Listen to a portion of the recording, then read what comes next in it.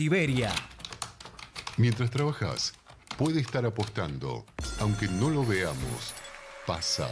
Empecemos por conversar. 0800-222-5462. Municipio de Morón, Corazón del Oeste. La hora de Moreno. El programa de Guillermo Moreno. Economía, política y actualidad. A puro peronismo. Los viernes a las 19 en Caput. Radiocaput.com. Estás conectado. Estás en Caput.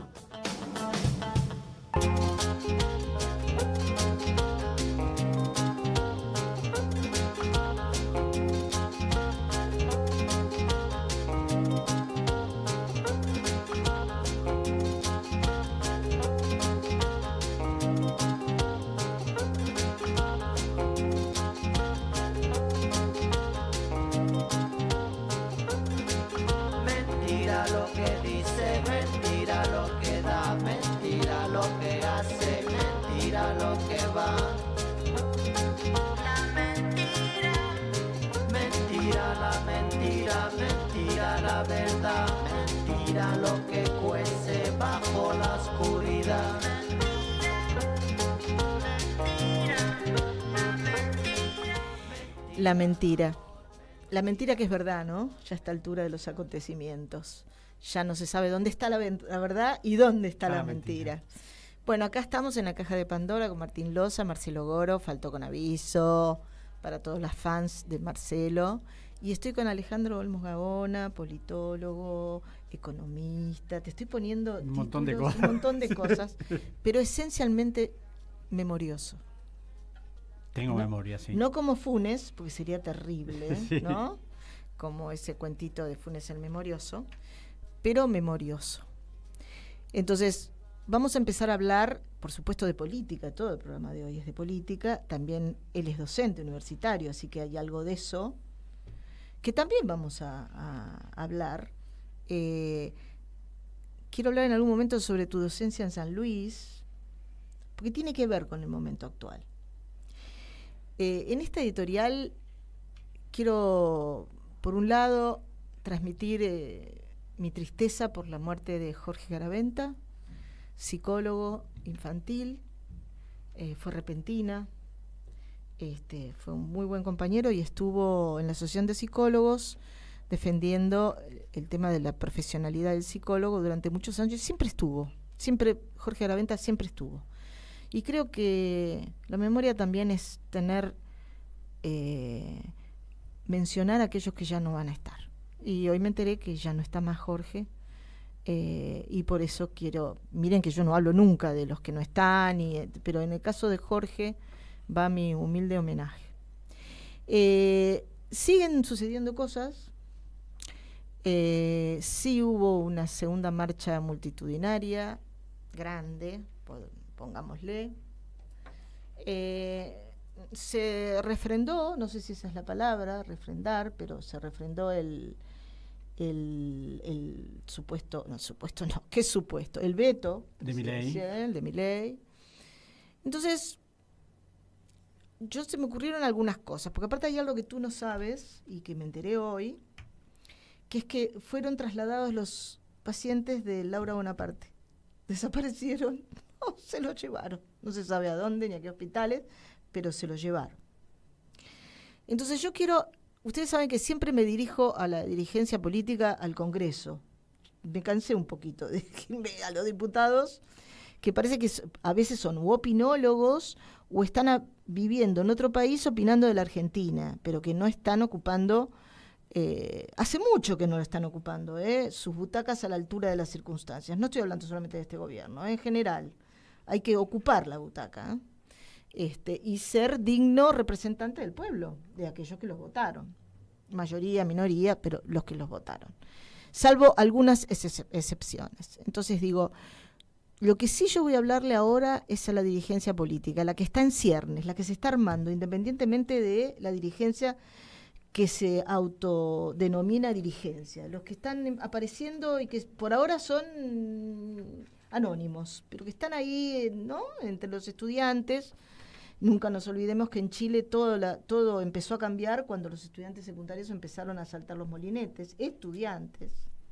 Y muchas revoluciones, no digo revoluciones, no soy tan, ¿cómo te podría decir?, optimista, pero muchos cambios se han producido a partir de los estudiantes. Y los estudiantes tienen bronca, y los estudiantes ocuparon y tomaron las universidades.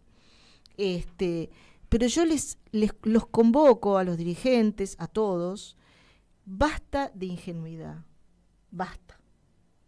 Aceptemos la realidad como es y sepamos encontrar en esa realidad tan escandalosa, tan simuladora, tan enloquecedora, siempre hay un agujerito, siempre hay una rajadura, siempre hay un lugarcito desde donde se puede hacer algo. Y cuando digo algo es empezar a proceder para protegernos, para empezar a protegernos nosotros mismos, para no enfermarnos con todo esto que está pasando, pero además para proteger y llevar adelante propuestas políticas. A veces grupos pequeños, a veces grupos más grandes, pero creo que hay que empezar a responder. Y sinceramente, por eso acá está Alejandro, que también es especialista en el tema constitucional, es como si yo les dijera, voy a ser muy simplista, A más B es igual a C. Acá hay que pagar al fondo, y para pagar al fondo y mantener la otra vez me equivoqué y dije el déficit fiscal, en vez de decir el superávit, porque es cierto, es un fallido, porque es el déficit, se corta todo. Ahora, hay un método para cortar algo acá, no es de cualquier manera. Primero se amenaza, no te voy a decir que yo no te dije, es la historia de Adorni, ¿no? Yo les dije, ¿no? Primero se amenaza, después se ejecuta, la gente responde, la gente se cansa, la gente se va, echan gente, porque es a la par, no es que echan a todos, no nos equivoquemos, descabezan servicios, echan a algunos, no a todos, y los que quedan no le dan función, no le dan trabajo, o sea, no le dan una función en base a un proyecto de país. ¿Qué te digo proyecto de país? Al cotidiano de lo que venían haciendo. Cuando se ejecuta lo de Laura Bonaparte, o intentan cerrarlo, o lo van a cerrar. Lo van a cerrar, les aviso, lo van a cerrar. Así que es mucho más que encadenarse a Laura Bonaparte. Es pensarse sin el Bonaparte para que el Bonaparte vuelva. Atente al piojo. Es por ahí la cosa.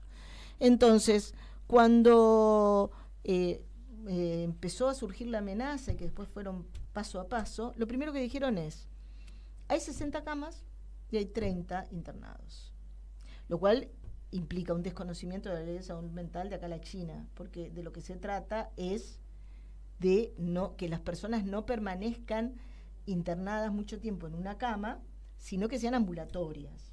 Ahora, si esto no se explica a las personas se quedan con que hay 60 camas, hay 30 ocupadas y hay un superávit de enfermeros, superávit de psicólogos, superávit de musicólogos, superávit de terapeutas ocupacionales, superávit. No hay ningún superávit. Lo que acá hay que hacer, lo que ellos quieren hacer es pagar una deuda y no tienen con qué. Pero también todo tiene un final. Ya se metieron con los jubilados, vetaron un miserable aumento, porque la verdad que era un miserable aumento, no es que se iban a comprar un Rolls Royce cada jubilado, era un miserable aumento. Se metieron con los medicamentos, se metieron con todo lo que tiene que ver con el bienestar. Me acuerdo con Ecuador del buen vivir, la constitución de Ecuador. Del buen vivir. Se metieron con eso del buen vivir. Esto está generando efectos en las personas medianamente sensibles, efectos en la salud mental, pero específicamente en la salud física además. Y una cosa que hablaba con Alejandro antes de venir a la radio, la pandemia fue terrible, el aislamiento fue terrible. Y en ese aislamiento se siguió trabajando culturalmente, ellos siguieron trabajando. Y por ahora ganaron. Hay que empezar a generar una contracultura. Culturalmente ganaron. Y tienen muy claro que tienen que lo hablábamos con él, que obstruir, impedir. Justamente tienen que impedir que haya primera generación de universitarios. ¿Para qué los pobres van a estudiar? Es Eso no es un objetivo que a ellos les interese, ni lo fundamenten. No, yo no digo que van a cerrar las universidades, como en Puan, bellísima película. Pero si la universidad no tiene medios, tiene que pagar el gas, la luz, más allá del sueldo de los docentes, que también es una miseria, convengamos, y esa pura vocación. Entonces, ¿qué está pasando? Que son datos que yo quiero que empiecen a tener mis oyentes. Muchos médicos, o muchos docentes, universitarios que tienen cátedras a cargo, los están tentando de las universidades privadas, con sueldos mucho mejores, con una sola condición, Alejandro, que es que no pueden ejercer más en la universidad pública. Eso se llama vaciamiento. Vaciar los servicios de salud mental, de salud, los hospitales, no se crean que solo salud mental, vaciar el tema de PAMI, vaciar ANSES, vaciar. ¿Para qué tanto vaciamiento? ¿Es porque realmente hay gente sin trabajar? No, es porque necesitan dinero. Ahora, en este momento del país, cuando te quedás afuera del sistema, te quedás objetivamente afuera del sistema. Entonces, vamos a empezar a hacer un ejercicio de memoria. Te pregunto, 2 preguntas quiero que despliegues. ¿Cómo fue tu salida de la Universidad de San Luis? Porque es todo un ejemplo, para que los oyentes lo sepan y los docentes lo sepan, porque esto empezó acá, pero hace mucho que en San Luis hicieron una, no sé movida. si purga, una movida. Y lo segundo, ¿hace cuánto se presentó a la Cámara de Diputados, creo, corregime si no es así, o Rosansky y Lozano, un juicio por insanía o un juicio político al presidente de la Nación? Bueno, primero, Mónica, Dos preguntas. el tema de San Luis, el ex gobernador Alberto Rodríguez había creado un observatorio de la deuda pública que deliberadamente se hizo bajo la órbita de la universidad, porque no era era un organismo técnico, no político, que dirigía yo. Yo fui el director del observatorio. Sí, que ponía arriba cuánto iba subiendo la deuda. Exacto.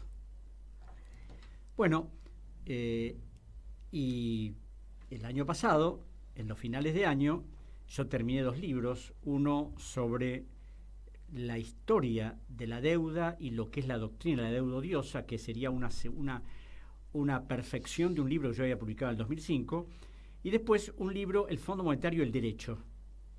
Bueno, ¿Al derecho? Y el derecho. El primer libro directamente desapareció, y el segundo libro se imprimió.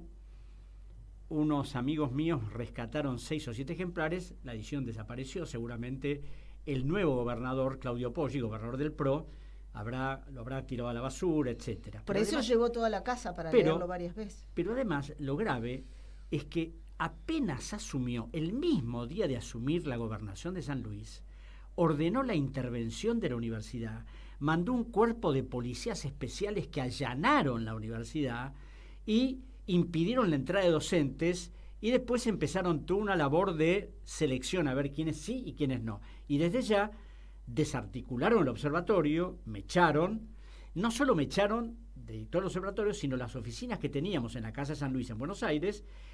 A las 48 horas la nueva directora me pidió que me fuera en el mismo momento, que yo tenía archivos, documentos y todo, y tuvimos que de apuro trasladarlos a otro lugar.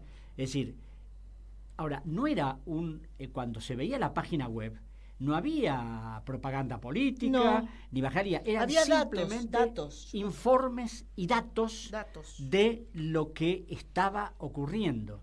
Además, lo grave, porque esto fue un papelón internacional, ¿por qué? Porque yo era director del observatorio, tenía 2 colaboradores, una de ellas la licenciada Florencia Melo, pero además había un consejo asesor totalmente honorario, integrado por juristas europeos, latinoamericanos, es decir, uruguayos, brasileños, ecuatorianos, alemanes, españoles, italianos, de primer nivel, que quedaron asombrados cuando se disolvió esto. Por la brutalidad, ¿no? Había 2 argentinos, el embajador Miguel Ángel Espeche Gil, el embajador Archibaldo Lanús, que eran miembros de eso. Es decir, lamentablemente mi amigo el fiscal Federico Delgado había muerto, era miembro también del Consejo Asesor. Es decir, no estaba integrado por militantes políticos, sino por juristas, por economistas, por gente especializada en el tema de la deuda. Pero bueno, a este señor no le importó absolutamente nada y lo barrió. un ejemplo de lo que para ellos es el sistema universitario. Sí. Irrumpen, lo liquidan, no les importa nada. Y entra la policía. Y entra la si es policía, necesario. además, No ¿no? tiene ningún problema en entrar. Claro. Después lo que vos me preguntás es si sé que se han hecho pedidos de juicio político por problemas mentales del presidente. Pero claro, yo no estoy tan seguro, más allá de las particulares características de Javier ¿Solamente Milei. por problemas mentales? ¿Cómo? No, porque yo pensaba que se había hecho un juicio político por mala gestión, por Claro, no, lo que pasa es matar que gente, hacer un por juicio por mala gestión es muy difícil desde el punto de vista legal, sacar los medicamentos a los pero enfermos por ese tipo de oncológicos. cosas es como que indudablemente hay una forma arbitraria del manejo del poder. Ajá. Pero claro, no debe extrañarnos, porque Milei lo ha dicho claramente, que él viene a destruir al Estado, que es una organización criminal. Entonces, todas sus políticas están destinadas a esa destrucción. Y esa destrucción se genera a través de un montón de cosas que acabas de contar, que son muy concretas. Y una de las cosas notables, esto de los jubilados y del presupuesto universitario. ¿Por qué? El tema de los jubilados, es decir, una de las razones de las que hablan es que no hay que alterar el objetivo de llegar al déficit cero. Déficit Para el cero. déficit cero significa que se entra esto y se gasta esto. No se puede gastar más de lo que entra. No hay plata. Toda una ficción. Y te explico por qué. El aumento a los jubilados significaba como mucho un 1% del PBI. El aumento al sector universitario era el 0,16 del PBI. Perdón, en el presupuesto hay un 4,72% de exenciones impositivas a grupos de poder, como Marcos Galperín, el de Mercado Libre, Sí. como los que operan en Tierra del Fuego ensamblando determinados elementos, uno de ellos famoso, Nicolás Caputo, el hermano de la vida del expresidente Macri. Entonces, ¿cómo es posible que a unos sectores más vulnerables de la sociedad no se le actualice una jubilación, no para que ganaran una fortuna, sino simplemente para tratar de llegar a algo más o menos razonable, y que después que las universidades, que están totalmente financiadas, se les quite en un aumento más que razonable, cuando hay un grupo selecto de personajes que sus exenciones, ya te digo, son 4 veces lo de los jubilados y más de 20 veces lo del sector universitario? Pero claro, nadie dice nada de los obsecuentes que están en el Poder Legislativo, porque claro, acá hay un montón de intereses, como yo digo, hay compra de voluntades, hay uno de los famosos casos, el legislador de Entre Ríos, Sí, que cambió su banca por una silla en el directorio del Salto Grande. Por un CEO. Claro, Es un y vos cero. sabés que cuando vos analizás el presupuesto y ves 6 billones de pesos para salud, 6 billones, estoy hablando de cifras redondas, para Sí. educación, 1.600.000 para ciencia y tecnología y 11.800.000 para el pago de los intereses de la deuda. Es decir, siempre eso privilegiándolo. Entonces, claro, y aquí vamos a la mentira. Milei es un mentiroso compulsivo, pero claro, a él no le interesa decir la verdad porque, claro, tiene un conjunto de reproductores de sus mentiras que hacen creer a la gente que lo que dice el presidente es el oráculo, porque como aparentemente es un gran economista, aunque haya plagiado a numerosos autores en sus libros, el otro día, la Universidad de Rosario tiene 8 empleados por alumno. Ah, sí, se llenó la boca con Después tuve que corregirse, no, son 8 alumnos por empleado. Es decir, son errores gruesos, ¿no? Entonces, pero claro, él lo repite y tiene periodistas miserables como Fantino que le da letra, lo invitan, son amigos, jamás le repreguntan, porque claro, cuando Milei comete un error, nadie es capaz de decir, no, mire, usted está equivocado, no, parece que le tienen temor reverencial. Y cuando hablo de la mentira, que es una de las bellas artes del presidente, te voy a dar 2 ejemplos. Cuando hablan de que, de acuerdo a la ley de administración financiera, que es la 24.156, no se puede gestionar un aumento determinado si no están los fondos para respaldarlo. Eso dijo Milei, el ministro de Economía, Caputo, etc. Ahora, primer punto, la ley de administración financiera ha sido cambiada por decreto hace una semana y media. O sea, el presidente sabe que los decretos no pueden modificar las leyes, pero no le importa. Entonces, a través de un decreto, el 846, estableció una modificación al artículo 65 de la ley. ¿Por qué? El artículo 65 dice que ante emisiones de deuda, canjes, etcétera, etcétera, etcétera, primero la deuda tiene que pasar por el Congreso. Y en segundo lugar, tiene que mejorarse el perfil de la deuda, los intereses, los plazos. Es decir, que si vos podés hacer esas operaciones si tenés menos intereses, si podés extender los plazos y que las condiciones sean más favorables. Bueno, a través de la modificación se estableció claramente que las operaciones que va a hacer Caputo son de acuerdo a las condiciones del mercado. Y sabemos cuáles son las condiciones del mercado. No les va a importar nada que se aumenten los intereses, que se achiquen los plazos. Entonces, yo preguntaba el otro día, o sea, que el presidente dice que la ley la aplica si le conviene, y si no le conviene, no la aplica. La ley es a su hechura, es como su traje a medida. Y además, como nada se puede saber, porque otra de las maravillas fue que a través de otro decreto, de hace un mes y algo, el 780, limitó el acceso a la información pública. Es decir, modificó una ley de acceso a la información pública, por la cual ahora cualquier ciudadano que quiere preguntar algo, le van a decir, bueno, no, pero esto no se lo podemos decir porque es reservado, y esto tiene que ver un poco con las famosas reservas de oro, donde... Te iba a preguntar exactamente por eso, te iba a decir, en una negociación, desde el punto de vista económico, político, ¿dónde está el oro? ¿Cómo? Nos quedamos sin el oro, es decir, como... Claro, ahora vos fijate que esto de negarse al acceso a la información pública tiene que ver con toda esta política. ¿Por qué? Cuando se llevan las reservas de oro, además se las llevan a través de un avión de British, un avión británico, supuestamente al Banco de Inglaterra o al Banco de Negocios de Basilea. Bueno, ¿qué ocurre? Sergio Palazzo denuncia. Sí. Y hace un montón de... Y ahí sale a blanquear supuestamente Caputo, diciendo que, bueno, como el oro en el Banco Central no da ninguna rentabilidad, lo hemos mandado a otro lugar para tener algún tipo de beneficio. Claro, hay que ser muy estúpido para comerse ese disparate. ¿Por qué? Porque si vos llevás el oro al Banco de Inglaterra, al Banco de Basilea o a cualquier banco, el banco por tenerte el oro te va a cobrar, no te va a dar plata encima. No te la va a dar. ¿No es cierto? Además tiene que blanquear. Ahora, el problema es que aquí ese oro se llevó por dos cosas. O para venderlo, o para que garantice una operación de crédito. Es decir, pedimos plata, nos dan la plata y lo garantizamos con el oro. Y habría que ver las condiciones de que si no devolvemos la plata, se quedan con el oro. Porque otro de los problemas es que no han aclarado para qué se fue el oro específicamente, qué negociación se va a intervenir. No hay una resolución del Banco Central. El otro día el Banco Central informó que son cuestiones reservadas que no se pueden dar a publicidad. Pero, es decir, aquí la transparencia... ¿Por qué son reservadas? Claro, porque hay que ocultarle al pueblo argentino los negociados que hacen. Entonces, a través de ese decreto, que tiene que ver con los otros decretos. No nos olvidemos que hay un decreto, el 7023, el 70 de diciembre del 23, que es un decreto de necesidad de urgencia, que le ha dado a Milei facultades para hacer lo que se le cante. Y después, si bien fracasó la monumental ley bases, consiguió una ley bases más acotada, pero también con facultades delegadas para que haga lo que quiera.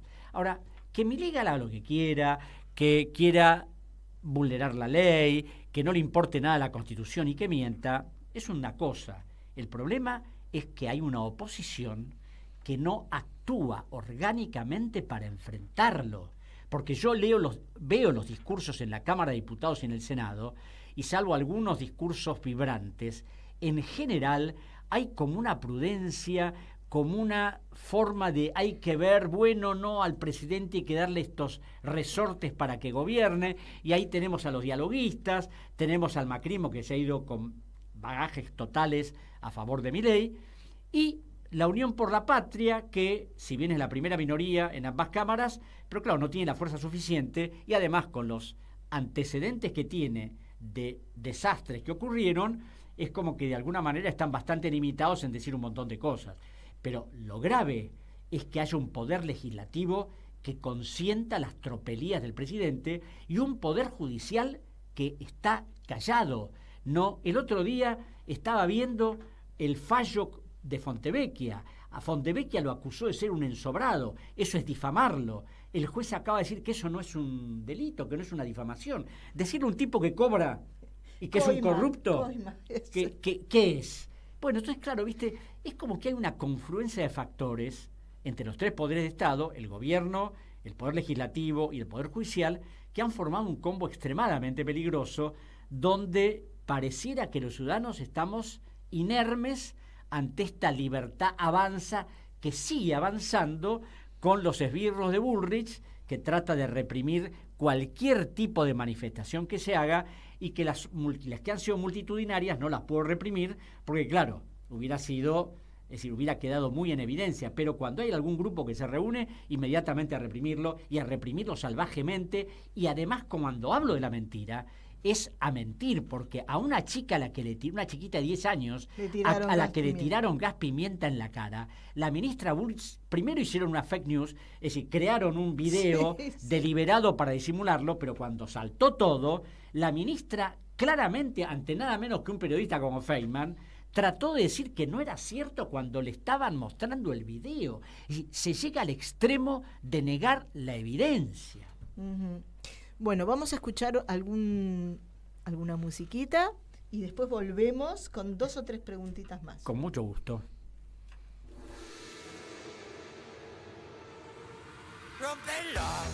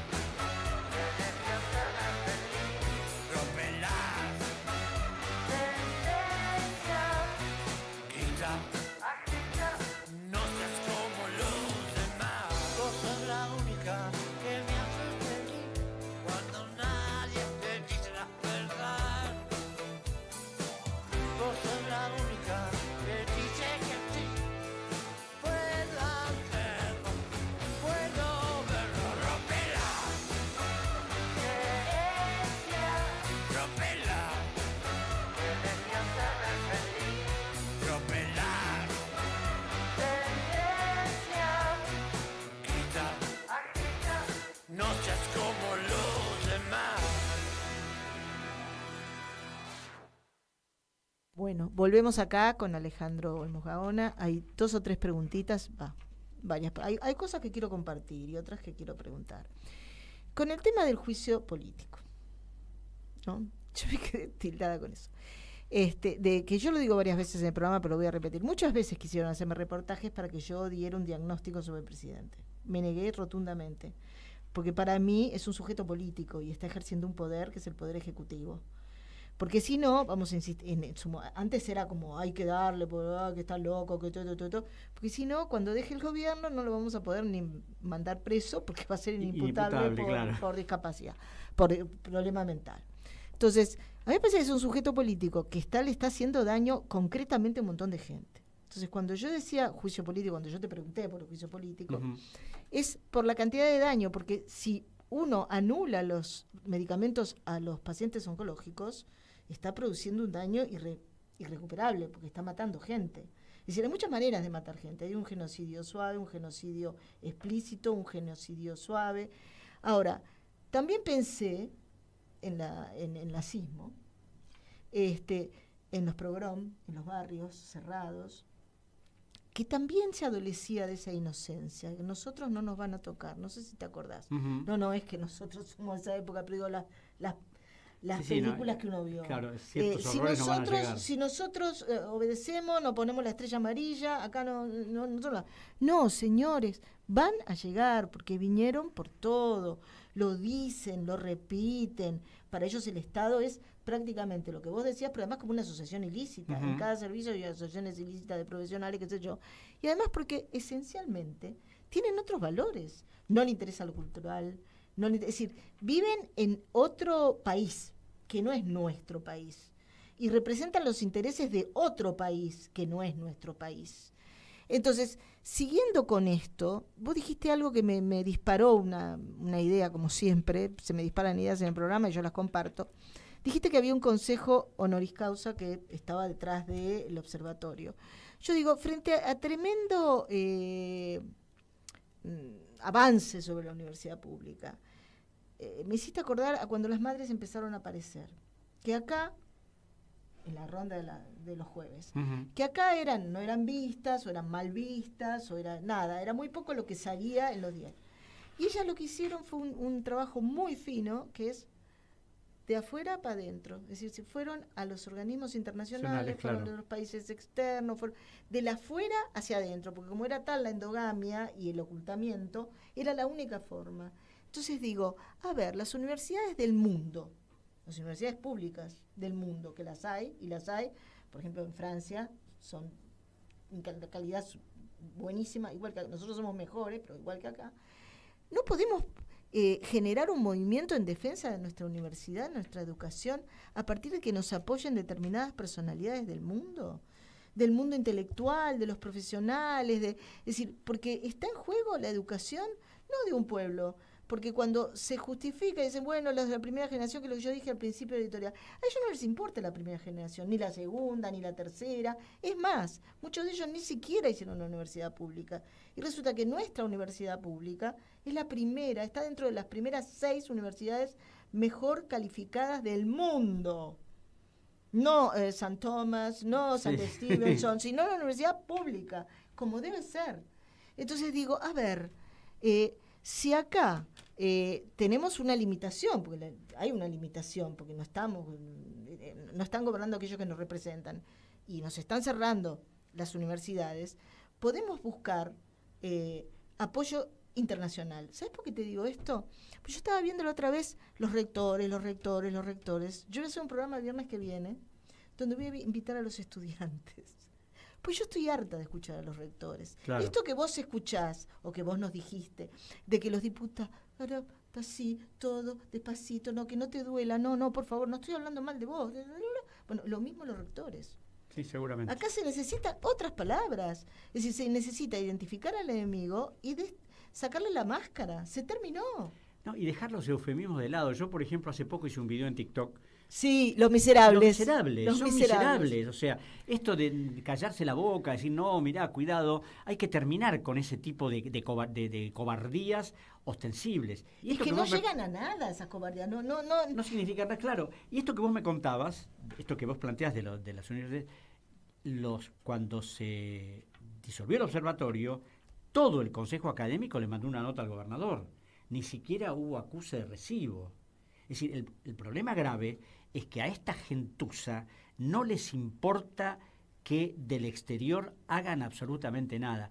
Y vos sabés que esto tiene algo que ver con un libro que permanentemente menciono yo, que se llama Un país al margen de la ley. Lo escribió un gran jurista muerto muy joven, Carlos Nino, que fue el autor intelectual del juicio a las juntas militares, asesor de Alfonsín, donde Nino describe minuciosamente cómo en la Argentina se maneja la ilegalidad, cómo estamos permanentemente al margen de la ley. Y estamos permanentemente al margen de la ley porque puede pasar cualquier cosa y pareciera que al Poder Ejecutivo de turno no le interesa. Te voy a dar un ejemplo. En el 2013, la Corte Interamericana de Derechos Humanos condenó al Estado argentino por el trato a los menores en los institutos penitenciarios, por las torturas, por las muertes. Y yo, que además de la deuda también me ocupo del tema de menores, he preparado proyectos de ley que se presentaron en el Senado, he escrito trabajos en revistas europeas sobre el tema. Planteé, ¿cómo es posible que hoy tengamos un régimen de menores firmado por el dictador Videla? que ningún gobierno lo haya querido cambiar y que además hayan ratificado esa norma en el 2014. Entonces, ¿qué pasa? Ahora van a bajar la edad de imputabilidad. Sí, a 14 años. Porque a través del análisis y el estudio que yo hice, me di cuenta que el problema de los menores no es el que dicen, no, los menores hay que bajar la edad de imputabilidad, la mayor cantidad son todos una... Bueno, no. Hay montones de eximentes, hay montones de cosas que tienen que ver con el régimen de menores que el gobierno no contempló ninguno de los anteriores, y este mucho menos, porque este gobierno lo que quiere es reprimir. Entonces, hablábamos esto antes del programa. Una cosa es la legitimidad de origen que tiene Milei, y otra cosa es la legitimidad de ejercicio del poder. Milei no tiene legitimidad en el ejercicio del poder porque está destruyendo un montón de organismos públicos y especialmente de los sectores más vulnerables de la sociedad. Quitarle medicamentos a los jubilados, es decir, tener sueldos indignos a los profesionales universitarios, a la gente que se rompe todos los días para dar algo que es fundamental, que es la educación pública. Y la educación pública ha sido materia de ocupación hasta de presidentes como Julio Roca. Él fue el que instauró la ley 1420 de educación pública gratuita y obligatoria. Te voy a dar un dato a ti y también se lo voy a dar a Patricia Bullrich, por ahí no se está escuchando. Lo digo, o los espías. O los espías. Perdón, lo digo con sonrisa. En la ley de presupuesto hay un aumento del 28% para el sector universitario y de 94% para la CIDE. Sí, eso lo sabía. Lo que pasa es que pensé que eso se había sido obturado. No, está en el presupuesto. Se va a discutir ahora, se va a discutir ahora. Bueno, entonces, hay dos cositas. Entiendo lo que vos decís. No es suficiente con el apoyo internacional. Es un inicio. Hay un montón de resquicios para profundizar y para meterse. Pero te voy a dar un dato que es muy preocupante. Yo superviso determinados hospitales. Hay un hospital que se dedica a la internación de niños. Los niños están llegando con problemas de adicción a los 8 años. ¿Sí? 8 años. ¿Qué pasa con los narcotraficantes, Patricia Bullrich? Están generando una economía en los bolsones más pobres, porque el que trae dinero a casa es el chiquitín que traslada sí. Porque no hay changas, no hay nada, y es el único dinero que entra a la casa. Pero no solo eso, sino que además están repartiendo bolsones de comida. Todos sabemos, lo que quiero decir que cada medida que toma este gobierno tiene consecuencias. Y muy graves. Entonces, por un lado te dicen, nosotros vamos a ir contra el narco. Y por otro lado, al no haber trabajo, están generando en los bolsones de Rosario, acá mismo. Sí, en el conurbano. En el conurbano, sí. Que el narcotráfico utilice política, es decir, están siendo beneficiosos, funcionales al narcotráfico. No es ¿cómo te puedo decir? No es una cuestión de que Petovelo no recibe a nadie, la cola del hambre, y se caga todo el mundo y no da los alimentos, o los da discrecionalmente. Están jugando con cuestiones muy peligrosas. Claro, una vez que el narcotráfico se instaló. Claro, pero eso es coherente con la opinión del gobierno. Milei ha dicho que a él, por ejemplo, no le interesa que las inversiones que vengan sean originadas en el lavado, en el narco. A él lo que le interesa es que lleguen inversiones, que por supuesto hasta ahora no han llegado, pero él no le importa el origen espurio que pueda tener la plata que alguien venga a invertir a la Argentina. Por eso es el famoso RIGI, que han instrumentado dándole todo tipo de beneficios a los que vengan a invertir en la Argentina. Es decir, el problema es que acá hay toda una concepción política que tiene que ver con la destrucción del Estado, con la destrucción de la sociedad, con afectar la democracia, con resquebrajar la república. El sentido republicano de la transparencia de los actos de gobierno ha desaparecido y a nadie le importa. Y esto tiene que ver con algo que te comentaba recién, que mi amigo, el ex fiscal Federico Delgado, que lamentablemente muriera hace un año, escribió un libro, Politeia, donde hace una reflexión profundísima sobre lo que tiene que ver con la república, la democracia, el gobierno, etcétera. Y una de las cosas puntuales que dice Federico es cuando las élites secuestran el poder, cuando las élites controlan el poder. Y acá, Milei es la parte visible que todos vemos, pero los que están atrás de Milei son aquellos que van a ser beneficiados con todas estas políticas en detrimento de los pobres. Y ahora que se han felicitado por el tema de que la inflación bajó al 3,5 y el mes pasado el 4 y pico, como si ese fuera el único problema de la Argentina, no tienen en cuenta que la deuda pública subió en 8 meses 81.000 millones de dólares. Pajarito. 81.000 millones de dólares en 8 meses. Y no tienen la menor forma de saber cómo la van a pagar, a pesar de los discursos exitistas de que vamos a hacer esto, vamos a hacer el otro. Entonces, estamos en un grave problema, Mónica, un grave problema de una Argentina estructural sin un plan económico, porque el único plan que aparentemente existe es, bueno, el déficit fiscal, tratemos de acotarlo, suprimirlo y bajemos la inflación. Después que la gente se muera, y esto de que la gente se muera, lo dijo claramente Montino en un almuerzo con Mirta Legrand, y bueno, los jubilados tendrán que morirse. Es decir, leyó La Guerra del Cerdo. Karina Milei lo mismo. Es decir, esta gente ejerce el gozo de la crueldad. Sí, me habías hablado del gozo de la crueldad, pero además, lo que, antes de pasar al tema musical, ya vamos como terminando el programa, además del gozar de la crueldad, lo que se instala en la sociedad es la víctima o el victimario. Te dan a elegir, o sos víctima o sos victimario. Claro. No hay otra. En lo cotidiano, en el micropoder, en la realidad cotidiana de cada uno, ¿no? Eso como algo natural no es natural. No se puede naturalizar la crueldad. Eso no es imposible. Hay que vivir. Entonces digo, me parece que hay algunas soluciones, más que soluciones, algunas posibilidades de responder. Si vos no respondés y te inhibís, es peor, porque cada vez tu territorio y lo que se va acotando. Entonces digo, y ahora sí a los diputados, no se puede contestar con un discurso legalista a alguien que le importa 3 carajos la ley. No, y además, o sea, lo que lo hace sostenerse a Milei es que la oposición se fragmenta cada vez más. Eso es alimento para Milei. Que la oposición siga fragmentada, que se peleen unos con otros, que vayan a discutir los matices en vez de plantearse lo que deben ser los grandes objetivos nacionales de una política de Estado, que Totalmente. No existe. Entonces, si no hay un discurso que lo enfrente con elementos concretos, diciéndole, señor, usted está destruyendo a la Argentina y hay que hacer otra cosa, y nos pasamos facturas unos a otros porque en el 2019 pasó tal cosa, y en el 2015 o el gran error otra. Sería, bueno, pero estamos en democracia, entonces ahora vienen las nuevas elecciones, vamos a trabajar para las nuevas elecciones. Eso sería un gravísimo error. Solamente eso no alcanza. No, claro. Y además como decías, hay que tener memoria. Y señores, estas personas no pueden gobernar porque cuando yo veo a Caputo, el propio Milei dijo en el 2020 que Caputo se había fumado parte del dinero entregado por el fondo. Sí, Caputo se fue el que armó esa deuda por 100 años, ¿no? Claro, el bono a 100 años en 2017. Viste, estoy como... Imputado penalmente por Federico Delgado, Caputo, Bausili, el actual presidente del Banco Central, es decir, Mario Quintana, vicejefe de gabinete de Macri. Toda esa data hay que tenerla cada vez que se discute en el Congreso. Claro, que sepan quiénes son, no que permanezcan el mejor ministro de la historia, la mejor ministra de la historia Petovelo, la mejor... Es decir, para Milei todos sus ministros son los mejores de la historia.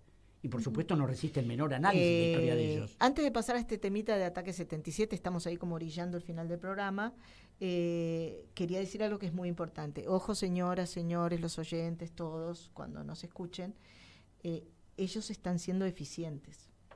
Muy eficientes. No subestimemos. Muy eficientes. No hay que subestimar que es un loco. Mirá la pelotudez que dice, mirá que eran 14.000 tipos en Parque Lezama. No subestimemos, porque aún con sus y pico de diputados y aún con sus y pico de 14.000, concretamente están arrasando y avanzando sobre los derechos de la gente. Es que mientras discutimos esas particularidades del presidente, la forma que se mueve, los insultos y todo lo demás, no vemos el gran problema que está sobre la base de la estructura. Por eso argentina. hablaba yo de gestión política. Exacto. Y de sujeto político. Bueno, vamos con un temita de Ataque 77 y pasamos ya al final del programa despidiéndonos.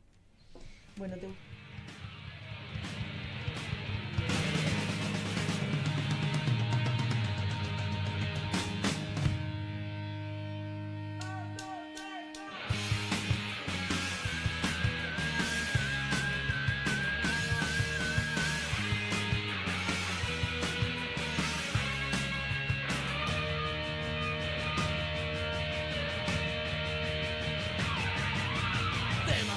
alcoholizado, demasiado abandonado, demasiado descarriado para esta nación.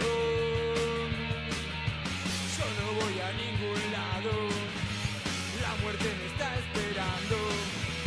Tengo un lugar reservado en el cementerio. El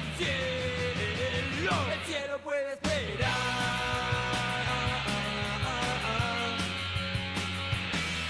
El cielo puede esperar.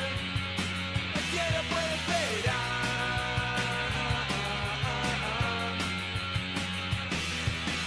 En la calle quiero estar.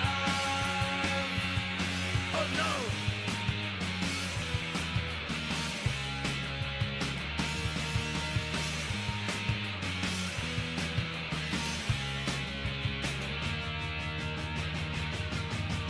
Demasiado alcoholizado, demasiado abandonado, demasiado descarriado para esta nación.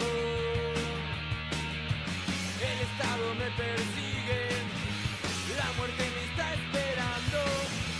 Tengo un lugar reservado en el cementerio. El cielo puede esperar.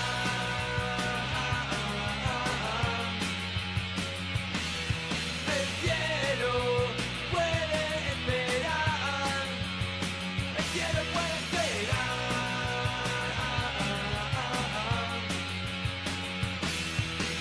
En la calle quiero estar. Oh no.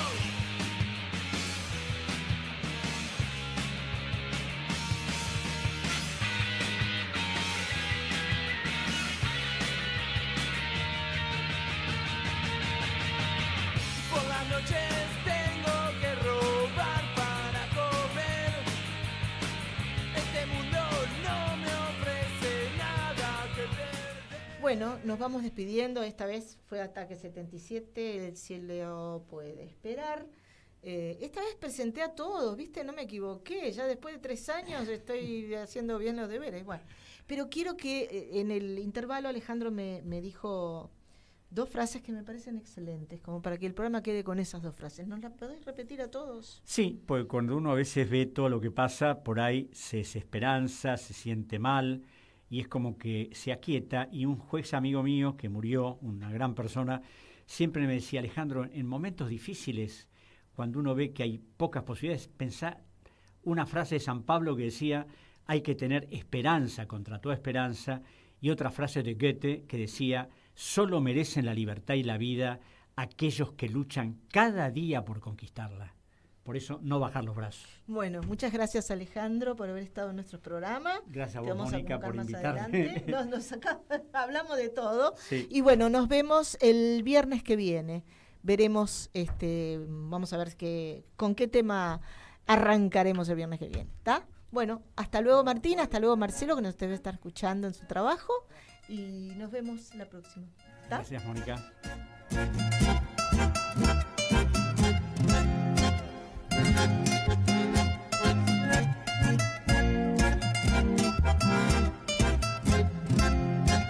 A veces las lluvias solo mojan, pensó el héroe del fuerte en esos años.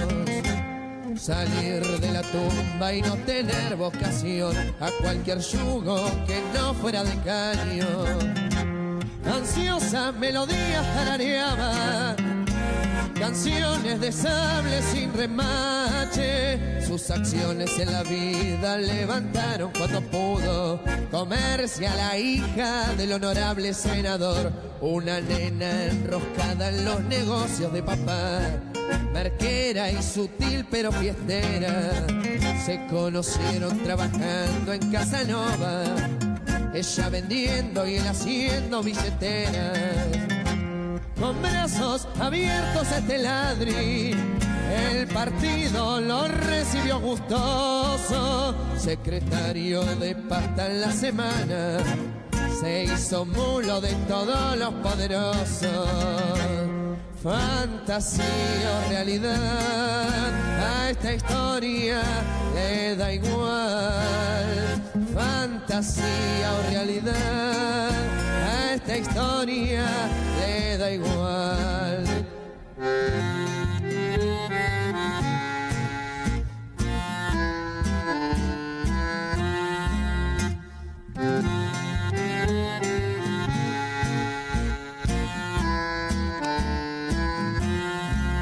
El negocio fue creciendo para todos, menos para los que esperan. Para esos que transpiran de impaciencia, los sin zapatos que no pasan esta fiesta. Los reyes y Papá Noel no existen, y a la gente solo la ayuda a la gente. No existe más iluso que el iluso que aún espere que la mano se la del que lo gobierne. Fantasía o realidad, a esta historia le da igual. Fantasía o realidad, a esta historia le da igual.